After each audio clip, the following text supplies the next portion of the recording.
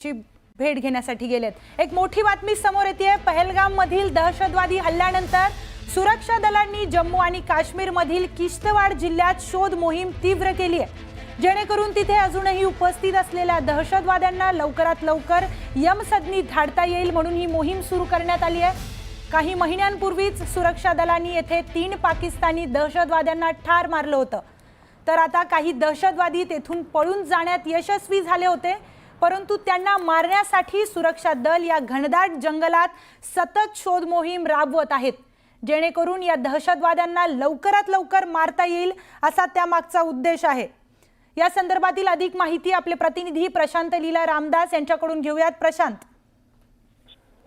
खास करून जर बघितलं तर ज्या पद्धतीने 22 तारखेला पहलगाम मध्ये एक दहशतवादी हल्ला झाला, दहशतवादी हल्ल्यामध्ये जवळपास 28 पेक्षा जवळपास निरपराध सर्वसामान्य नागरिक आणि पर्यटक हे मृत्युमुखी पडले होते। या सगळ्या पार्श्वभूमीवरती जम्मू काश्मीरमध्ये आता मोठा तपासणी मोहीम राबवण्यास सुरुवात झालेली आहे। खास करून जर बघितलं तर आपण किश्तवाड़ जो जिल्हा आहे, या किश्तवाड़ जिल्ह्यामध्ये शोध मोहीम तीव्र गतीने राबवल्या जातात, जेणेकरून तिथे उपस्थित असलेली दहशतवादी आहे यांना लवकरात लवकर कसं यमसदनी धाडता येईल यासाठी हे प्रयत्न होतोय।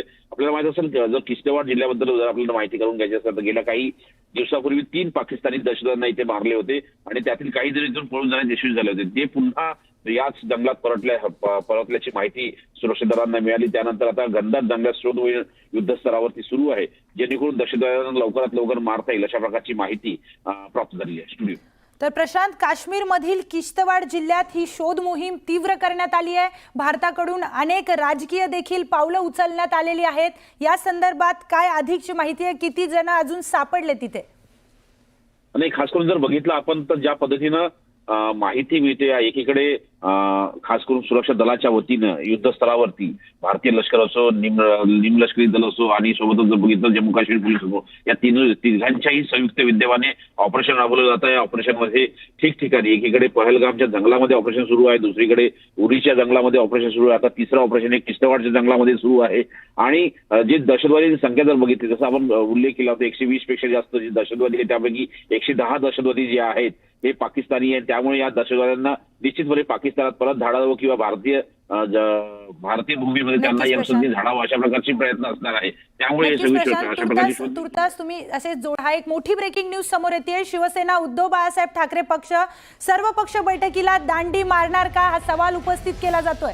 राज्यसभेचे संसदीय पक्षाचे नेते संजय राऊत हे दिल्लीत असून त्यांनी आज सर्वपक्षीय बैठकीला लोकसभेतील संसद पक्षाचे नेते अरविंद सावंत देखील उपस्थित राहणार असं म्हटलं होतं।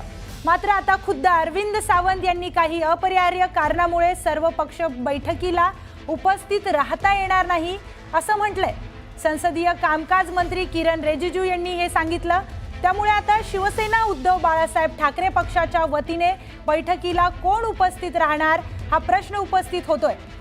पक्ष बैठकीला दांडी मारतो का, आता हेही पाहणं अतिशय महत्त्वाचं असणार आहे।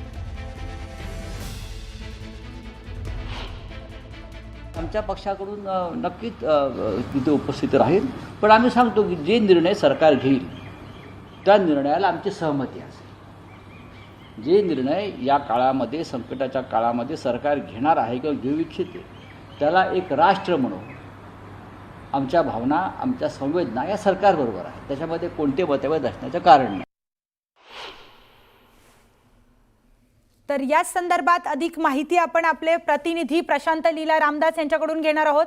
प्रशांत, शिवसेना उभाटा नेते सर्वपक्षीय बैठकीला उपस्थित राहणार नाहीत का हा प्रश्न उपस्थित होतोय, कारण अरविंद सावंत हे बैठकीला जात नाहीयेत। काय अधिकची माहिती?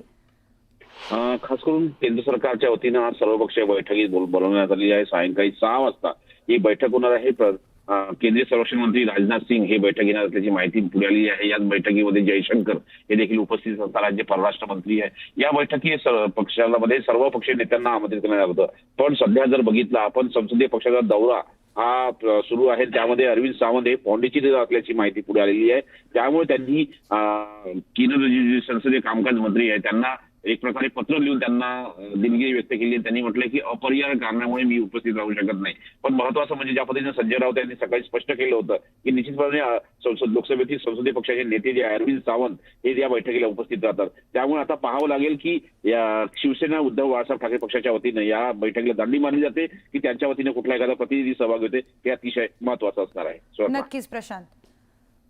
म्हणजे संसदीय पक्षाचे नेते अरविंद सावंत यांनी किरेन रिजिजू यांना पत्र लिहून आपली दिलगिरी व्यक्त केली आहे. त्यामुळे आता या बैठकीला शिवसेना उबाटा पक्षाकडून कोण उभं राहत आहे